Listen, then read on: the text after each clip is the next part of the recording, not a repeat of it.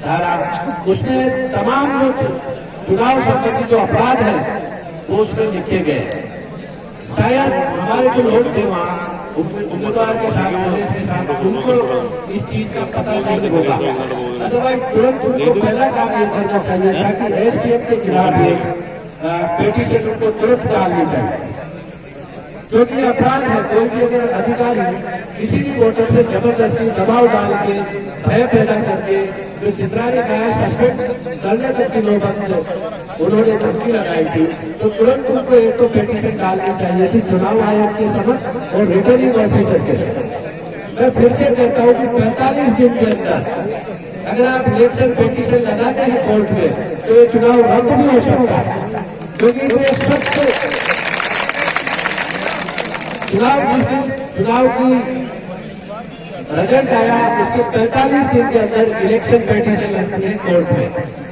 Court में आप इस चीज को, क्योंकि आपके पास बहुत ही सख्त तथ्य है, बहुत ही मजबूत साक्षी है, पूरा गांव है, वो जो कार्रवाई हुई है खुद एसडीएम ने इस बात को कबूल किया है। मैंने वीडियो में डाला था क्योंकि उसी ने इस बात को कबूल किया है कि उसको डीएम ने वहां वोट डालने के लिए भेजा, और जो बॉयकॉट हो रहा था उस बॉयकॉट को फेल करने के लिए एसडीएम को वहां विशेष तौर से भेजा गया था, जो कि एसडीएम एरिया मजिस्ट्रेट होता है, उसका काम वोट डलवाना नहीं होता।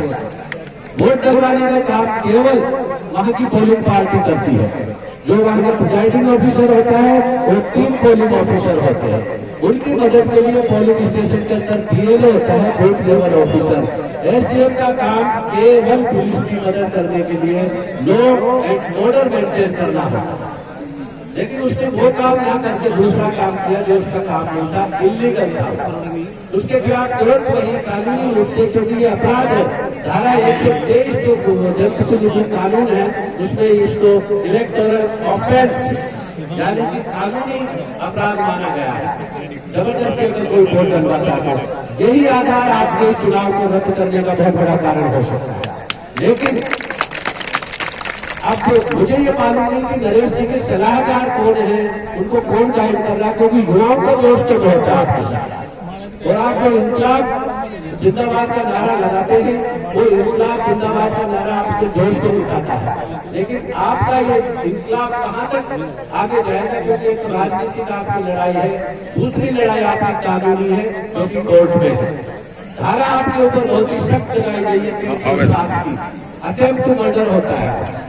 अब अटेम्प्ट टू मर्डर के साक्षी, उसके सबूत वहां पुलिस के पास है या नहीं, क्योंकि 307 की धारा बहुत गंभीर अपराध माना जाता है। लेकिन मुझे जहां तक मालूम है किसी ने किसी तरह का कोई वहां पे इस तरह का काम किया हो, अटेम्प्ट टू मर्डर या पुलिस में अटैक किया हो, ऐसा कोई साक्ष्य अभी तक सामने नहीं आया है, क्योंकि ये कानूनी लड़ाई है, वकील इसको कोर्ट में लड़े।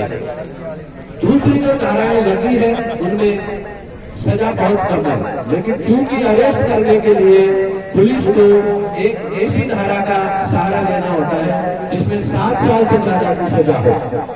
अब नया जो कानून आया है उस कानून के तहत किसी भी व्यक्ति को अरेस्ट नहीं किया जा सकता अगर उसने ऐसा अपराध किया हो जिसकी सजा 7 साल से ज्यादा ना हो। इसलिए जानबूझ के 307 की धारा इसमें लगाई गई है, इससे कि नरेश का जो अरेस्ट हुआ है उसको जस्टिफाई किया जा सके। ये जानबूझ के लगाई हुई धारा है, इसका कोई आधार नहीं है, लेकिन ये कानूनी लड़ाई है और आपको कोर्ट में लड़नी पड़ेगी लड़ाई, और पुलिस को इसके लिए अपना पक्ष कोर्ट में रखना पड़ेगा। लेकिन जिस तरह के सबूत वहाँ गाँव वालों ने दिए हैं, जिस तरह की कोई वो चीज वहाँ पे हुई नहीं थी, और जिस तरह से गाँव के ऊपर अत्याचार किया गया है वो तो शायद आप लोगों को सभी ने बता दिया है। मैंने भी मेरे वीडियो में जब कोई भी बोल रहा था, केवल थप्पड़ की बात चल रही थी उस दौरान, तब मैंने ये वीडियो डाला था जनता को बताने के लिए कि थप्पड़ के पहले और थप्पड़ के बाद में कितने गंभीर अपराध वहाँ हुए हैं, इसके बारे में मैंने बताया था। क्योंकि कानूनी रूप से पुलिस इसमें बहुत गंभीर त्रुटियां कर चुकी है, इसमें एसडीएम की तरफ से बहुत गलती हुई है, डीओ की तरफ से बहुत गलती हुई है। आपको सीओ के समक्ष मेरे वकीलों को कहा था कि आप सीओ को और चुनाव आयोग को अपनी पेटिशन जरूर डालें। कानूनी जितने भी कानूनी पक्ष है उनको सहारा देते अपना कानूनी पक्ष आपको मजबूत करना है कोर्ट में, और चुनाव आयोग के समक्ष आपको सारी चीजें ये डालना है। अभी भी क्योंकि लड़ाई आपकी जारी है और गांव वालों को जिस तरह से उनके ऊपर अत्याचार हुआ पूरे इंडिया को, पूरे भारत को ये मालूम चल गया, पूरे लोगों को मालूम चल गया है। मीडिया ने थोड़ा इसको पक्षपात तरीके से दिखाया, लेकिन सोशल मीडिया ने पूरी चीजों को दिखाया है। जितना भी कानूनी पक्ष होगा तो मेरी तरफ से आप लोगों को इसके बारे में अगर मेरे से कोई पूछेगा तो मैं जरूर बताता रहूंगा, क्योंकि कानूनी प्रक्रिया जो चुनाव संबंधी है इसमें बहुत बड़ी गलतियां प्रशासन की तरफ से भी इसमें हुई है। क्योंकि थप्पड़ एक छोटी सी घटना थी, गुस्से में आके उसने मार दिया एसडीएम को, लेकिन एसडीएम ने जो अपराध किया उसकी तरफ किसी का ध्यान नहीं दिया था, इसलिए मैंने उसकी तरफ से लोगों का ध्यान आकर्षित किया था कि वो लोग क्यों आए। और उसके बाद में जिस तरह के छोटे से अपराध के लिए पूरे गांव के ऊपर अत्याचार किया गया, ये बिल्कुल ही न्याय संगत नहीं है, इसको जस्टिफाई नहीं किया जाएगा। पूरा समाज इस बात से कि पुलिस की जो कार्रवाई हुई है वो अंग्रेजी हुकूमत में सुना था, लेकिन गाँव वालों के ऊपर इस तरह का अत्याचार करना शायद ये किसी भी दृष्टि से इसको न्याय संगत नहीं ठहराया जा सकता। तो खुद इस बात को देख के जिस तरह के वीडियोज में आए, पूरा दिल दहलाने वाली घटनाएं थी। आप लोगों का जो सपोर्ट नरेश के साथ रहा है वो उसके लिए बहुत ही बड़ी सहायता है। मेरा युवाओं से यही कहना है कि अब जो लड़ाई आपकी है कानूनी लड़ाई, इसलिए अनावश्यक रूप से तो गाली गलौज ना करें किसी से। सरकार से बात करने के लिए, क्योंकि हम कहते हैं सरकार भी सुनेगी इसी बात के लिए, क्योंकि आजादी भी अल्टीमेटली आपको शांति से, सद्भावना से, अहिंसा से और बड़े तरीके से आपको बात करके सरकार से आपको न्याय की मांग करनी है। आंदोलन करना, नारेबाजी करना, लोगों को उकसाना, जोश भरना, ये एक हद तक प्रशासन में ठीक है, लेकिन सरकार से अगर बात करेंगे हम ढंग से तो जरूर न्याय मिलेगा, मेरा ऐसा विश्वास है। क्योंकि ऐसा नहीं कि सरकार पूरी की पूरी अंधी है, सरकार में भी कुछ अच्छे लोग हैं जो न्याय का पक्ष लेंगे। न्यायालय भी जरूर सुनेगा हमारी बात, उसको ढंग से अगर हम रखेंगे तो हमारे लोगों को जो भी बच्चे हैं, गांव के लोगों को मुआवजा मिले। एक और बात है, अगर आपका सरकार में विश्वास नहीं है तो दो रास्ते मैंने बताए थे, आपको या तो जुडिशियल इंक्वायरी की मांग करो, न्यायिक जांच इसकी पूरी होनी चाहिए, क्योंकि जो भी तथ्य, जो भी बयान दिए जाएंगे जुडिशियल मजिस्ट्रेट के साथ उनकी रिकॉर्डिंग होगी।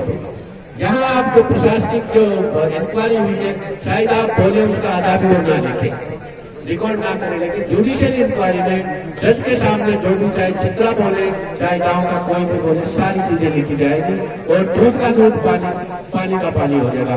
या सीबीआई की जांच की मांग करिए, क्योंकि सीबीआई की जांच में पूरे तथ्य आपको सामने आएंगे और पुलिस के तरफ से क्या गलती हुई, प्रशासन की तरफ से क्या हुई, हमारे बच्चों की तरफ से थोड़ी बहुत जो भी गलती हुई है, वो सारी चीजें उसमें आ जाएगी। और मेरा मानना है कि इस देश में ऐसा नहीं है कि पूरा कलयुग है, अभी भी धर्म बचा है, अभी भी न्याय बचा है। आप लोगों की सभी तक मांग, आप लोगों की आवाज प्रशासन में दबाई नहीं जा सकती। प्रहलाद कुंजल जी को मैं सलाम करता हूँ कि जब कांग्रेस के लीडर सारे अंडरग्राउंड हो, जिनकी रात दिन नरेश जी गीत गाते थे, चाहे सचिन पायलट हो, चाहे मुरारीलाल मीणा हो, चाहे हरीश मीणा हो, चाहे अशोक गहलोत जी हो, सारे अंडरग्राउंड हो गए। मैं भी एक कांग्रेस का सिपाही हूँ, मैंने भी कांग्रेस ज्वाइन कर रखा है, लेकिन जब न्याय की बात होगी, नीति की बात होगी और नैतिकता की बात होगी तो हम जरूर समाज के साथ, आप लोगों के साथ खड़े हैं। प्रहलाद कुंजल जी के आप मजबूत करिए, इस तरह का लीडर हमको चाहिए जो आपको नेतृत्व दे सके और न्याय दिला सके। फिर से मैं एक बात कहूंगा कि अनावश्यक रूप से गाली गलौज आप किसी से ना करें, सरकार तक आपकी बात आप जरूर पहुंचाएंगे, क्योंकि डीजीपी साहब खुद मेरे बेस्टमेट है। यहाँ के जो पुलिस के डीजीपी हैं उत्तर रंजन साहू साहब मेरे बहुत अच्छे मित्र भी है और बहुत मेरे बेस्टमेट भी है, वो जरूर सुनेंगे हमारी बात। लेकिन क्योंकि मुझे ने तो आपने ऑथोराइज किया हुआ, न मैं आपका प्रवक्ता हूँ, न मुझे पार्टी ने ऑथोराइज किया, मैं तो एक समाज के नाते, एक व्यक्ति के नाते, एक मानवता के नाते, एक धर्म के नाते मैं आपके सामने यहाँ आया हूँ। जो मेरा अनुभव है, सरकार में जितना मेरा अनुभव है, चाहे चुनाव प्रक्रिया के बारे में हो, चाहे और प्रक्रियाओं के बारे में हो, चाहे न्याय प्रक्रिया के बारे में हो, जितना मेरे से बन सकेगा मैं आपकी जरूर मदद करूंगा। Thank you. बहुत बढ़िया सर।